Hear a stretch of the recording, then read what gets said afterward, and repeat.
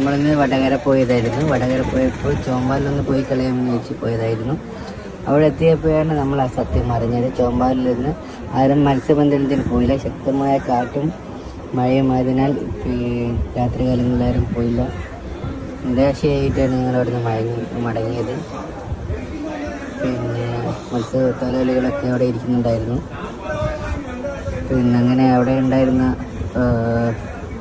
കുറച്ച് മീൻ നമുക്ക് തന്നു. അവിടെയുള്ളൊരു നല്ലൊരു വ്യക്തി ചെറിയ പൈസയ്ക്ക് നമുക്ക് കുറച്ച് മീനൊക്കെ തന്നു. നമ്മൾ പിന്നെ സന്തോഷമായി അവിടെ നിന്ന് മടങ്ങി. ഈ മത്സ്യബന്ധനത്തിൽ പോകുന്ന ഇവിടെയൊക്കെ ഫുൾ ആളായിരിക്കും. പിന്നെ നിങ്ങൾക്ക് അറിയാമല്ലോ, ഫുള്ള് നമുക്ക് ഇറങ്ങാൻ പോലും പറ്റില്ല, അത്രയ്ക്കും ആളായിരിക്കും.